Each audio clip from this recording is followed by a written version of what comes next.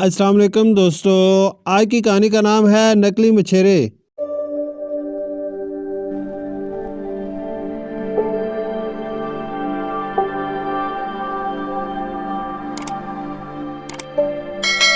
اکبر خان نے اپنی بکری کو پہاڑ سے پھسلتے دیکھا تو تیزی سے پتھروں کو پھلانگتا ہوا ڈھلوان پہ بھاگا۔ بکری تو گرنے سے بچ گئی مگر اکبر خان خود کو نہ سنبھال سکا۔ اس کا پاؤں ایک جھاڑی سے الجھا اور وہ ڈھلوان پر پھسلتا ہوا دلدلی کیچڑ کی طرف لڑکتا چلا گیا۔ گرتے گرتے اکبر خان کا ہاتھ ایک جھکے ہوئے درخت کی ڈال پہ پڑ گیا۔ یوں وہ دلدل میں گرنے سے بچ گیا۔ وہ درخت کی شاخ کو مضبوطی سے تھامے ڈھلوان کی طرف کھسکنے لگا۔ ڈھلوان پہ پہنچ کر اس نے شکر کا لمبا سانس لیا۔ خوش قسمتی سے اسے چند معمولی خراشوں کے سوا کوئی اور چوٹ نہیں آئی۔ اس نے کھڑے ہو کر چاروں طرف نگاہ دوڑائی تاکہ اپنی بکریوں کو دیکھ سکے۔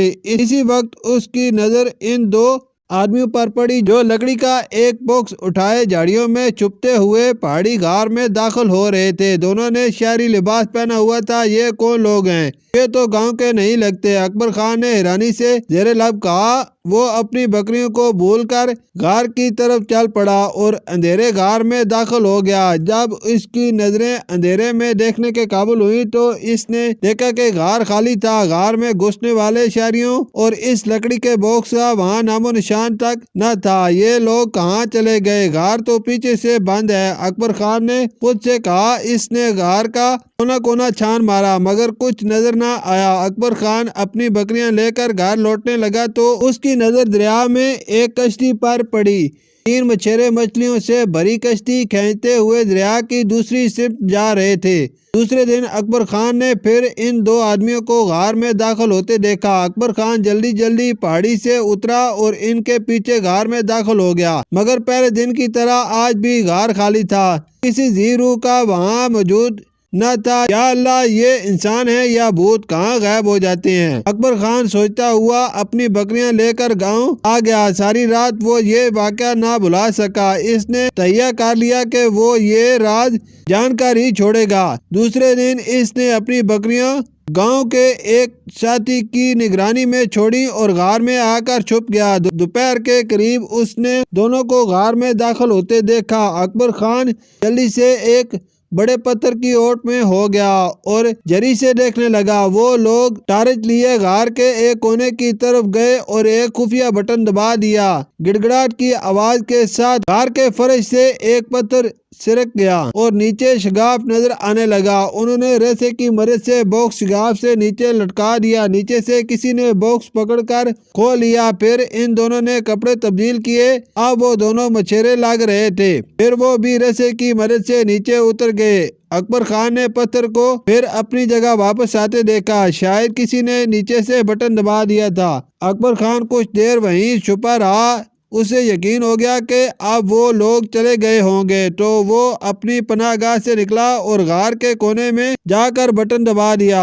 گڑگڑاہٹ کی آواز سے پتھر اپنی جگہ سے سرک گیا۔ اکبر خان نے شگاف سے جھانکا تو نیچے دریا کا دھارا نظر آیا۔ اب ساری صورتحال اکبر خان کے سامنے روز روشن کی واضح ہو چکی تھی۔ یہ لوگ غیر قانونی طور پر کوئی چیز باکس میں چھپا کر لاتے ہیں۔ ان کا تیسرا ساتھی جو شگاف کے نیچے کشتی لیے کھڑا ہوتا تھا وہ باکس وصول کر لیتا اور پھر تینوں مچھروں کے روپ میں دریا پر اتر جاتے۔